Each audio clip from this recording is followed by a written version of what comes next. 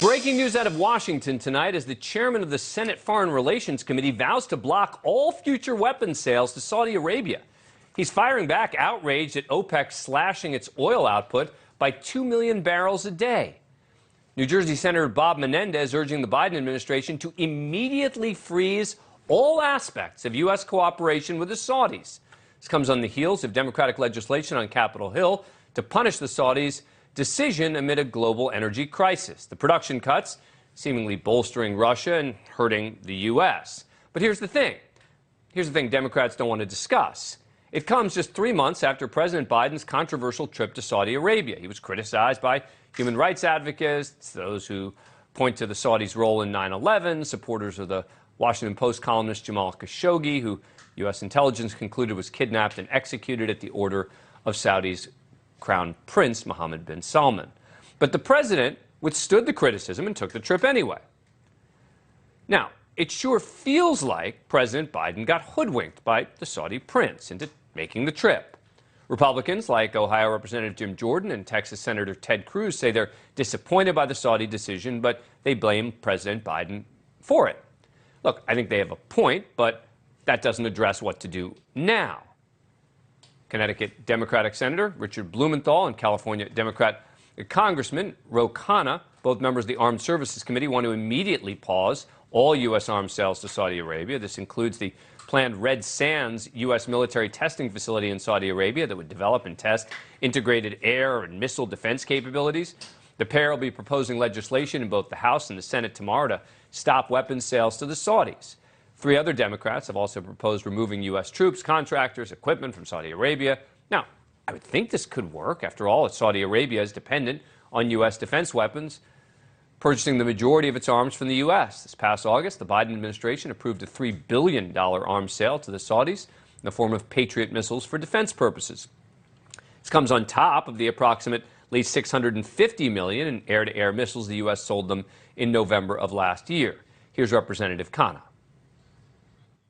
The priority is to get gas prices low, and what we need to do is be very tough on Saudi Arabia. I mean, after all we've done for that country, President Bush, the first Bush, defended them against Saddam Hussein, made sure that they weren't invaded. We give them all of the weapons, 70% of their weapons. For them to do this to the American people is outrageous, and we should say if they don't reverse their decision, we're going to stop sending them weapons. The Saudis could not easily substitute defense suppliers. They could turn to Russia, Iran, China with inferior systems.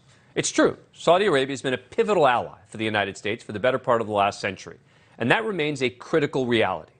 The relationship is important to regional security of both the U.S., its allies like Israel, but it also seems like these efforts by Democrats make a lot of sense. Joining me now is Aaron David Miller, a former State Department analyst who served in both Democratic and Republican administrations.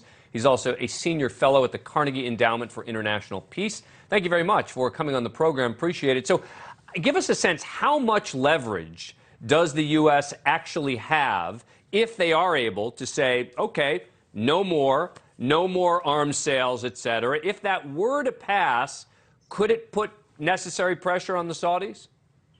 Look, the president is angry, and he ought to be. Mohammed bin Salman, a 37-year-old putative king who's going to be rule the kingdom for half a century once his father passes from the scene, has proven to be a risk-averse, incredibly self-interested, and unpredictable. And they're not allies, Dan. Let's be clear. An ally is a country with whom the United States shares values.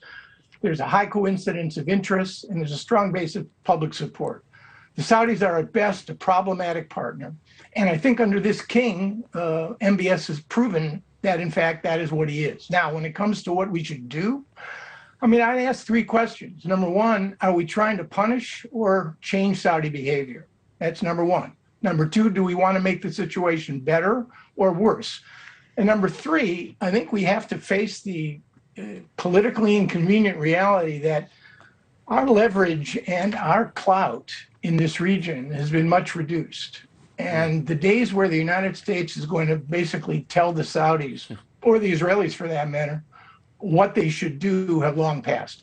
I'm really sympathetic with the notion, if I were running the railroad, I probably would try out an option of suspending at least offensive military equipment to Saudi Arabia, which the administration has done when it came into office. But I'm under no illusions whatsoever that that act is going to get us what we want. I think we're really in a bind.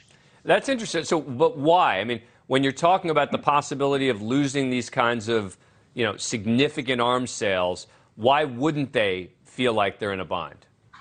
Well, first of all, the mindset in the administration, and I don't want to speak for the president, secretary of state, or national security advisor, is that unlike Lehman Brothers, the perception on the part of the United States for decades, and I watched the U.S.-Saudi relationship under Republican and Democratic administrations, has been it's too important, it's too big to fail. And as a consequence, we've never really tested the proposition that we would use leverage. So as a thought experiment, we've never done anything like this. And the point is, I cannot think of a single example, Dan, where the United States imposed sanctions on an adversary, let alone on a putatively, supposedly friendly country, on an issue where that country believed it had a vital national interest, or it was a matter of great national prestige, where it actually worked.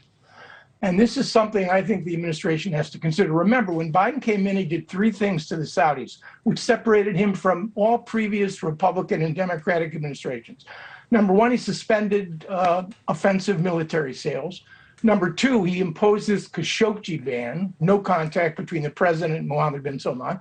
And number three, the IC, the intelligence community, at his direction, made public a support, which didn't just implicate, it essentially accused Mohammed bin Salman of ordering the murder of Jamal Khashoggi. And look, a year and a half later, where are we? So, if I were running the railroad, I think I might actually try to test the proposition we've never tested before. I'm basically out of time, but just tell me if this is correct. Basically, he went in, talked really tough on the Saudis, then kind of gave in by going to this visit, and then got nothing for it. There's no doubt about it, Right. and I think if you talk to him now, he's tearing his hair out over this trip. There's no doubt about it. Aaron David Miller, thank you very much for coming on the show. Appreciate it. And always a pleasure. Take care. Thank you for watching. Go to newsnationnow.com to find NewsNation on your cable provider. And don't forget to click the red subscribe button below to get more of NewsNation's fact-driven, unbiased coverage.